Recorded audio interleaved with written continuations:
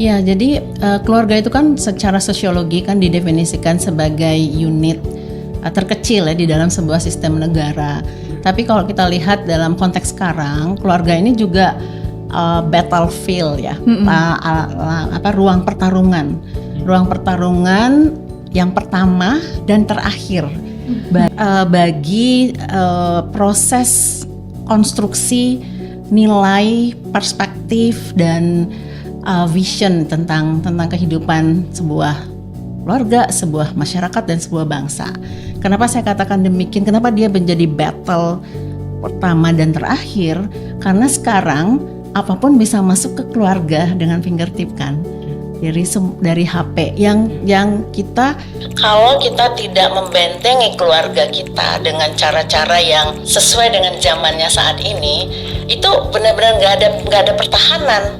Kalau di sekolah misalnya ada kan, sekolah tuh ada guru, ada peraturan, ada ini. Kalau di keluarga, anak-anak di kamar dengan gadgetnya, itu semua informasi yang positif, negatif semuanya ada di situ gitu. Jadi kalau misalnya kita tidak melihat keluarga sebagai satu hal yang paling berharga di dalam konstruksi sosial kita, maka kita luput nih.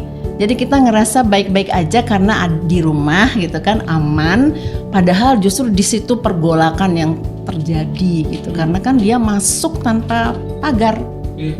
Masuk tanpa pagar gitu. Jadi itu seluruh dunia tuh sekarang sedang kembali bertarung soal keluarga. Bahkan misalnya di PBB sendiri salah satu fokusnya itu tentang keluarga, karena dianggap disitulah pertahanan terakhir kita saat ini untuk segala macam ideologi yang kita lawan maupun ideologi yang ingin kita tanamkan gitu.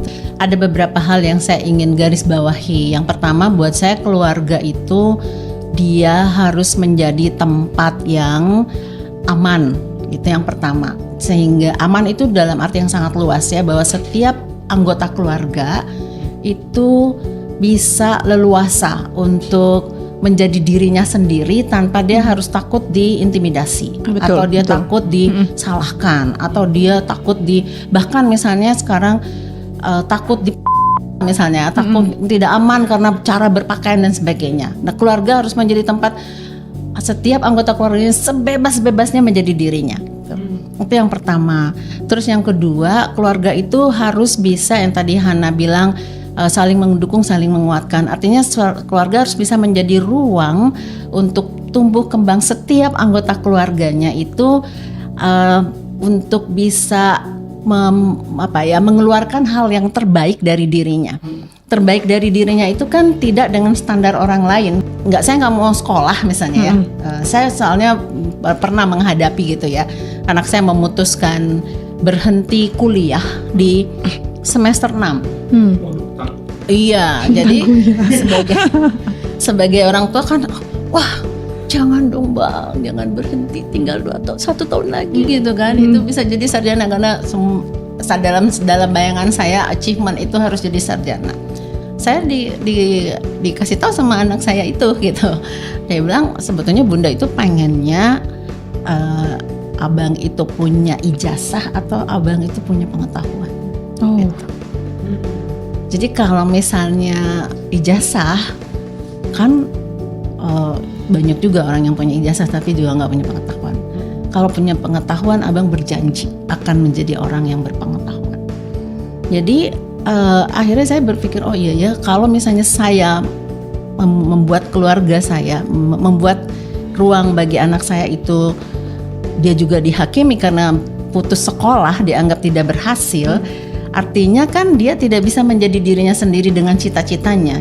Dan saya melihat dia punya cita-cita, punya kapasitas, dia sering membaca. Dan dia juga kenapa dia berhenti sekolah, dia punya penyebab gitu, bahwa dia protes dia tidak senang dengan cara perkuliahan itu gitu, yang orang hanya disuruh membaca, terus gurunya dosennya mengerjakan proyek, misalnya seperti itu. Jadi ada pemberontakan di situ. Kalau dia berontak di sistem pendidikan itu, lalu dia pulang ke rumah yang Hana bilang sebagai tempat hangat, aman, lalu saya juga menyerang dia dengan, Bunda sudah mengeluarkan uang sekian banyak, kenapa kamu berani, misalnya gitu kan. Begitu lama begitu kan, ya saya waktu itu begitu, Bang, begitu susahnya orang masuk IPB, kamu kok gitu kan. Nah, ya, tapi saya kemudian saya sadar gitu bahwa nggak bisa saya membuat tempat rumah di mana dia kembali yang Hana bilang tadi menjadi neraka buat dia juga. Emak saya tiap hari ngomelin gitu kan, sehingga dia nggak bisa berkarya dengan cara lain gitu. Jadi itu yang kedua gitu, itu harus menjadi tempat itu. Terus yang dan semua ya tentu tumbuh kembang misalnya kepemimpinan itu di keluarga. Kalau menurut saya empati, kemampuan bekerja sama, menjadi change maker kalau Ashoka gitu. Bagian itu di keluarga tempatnya yang paling utama.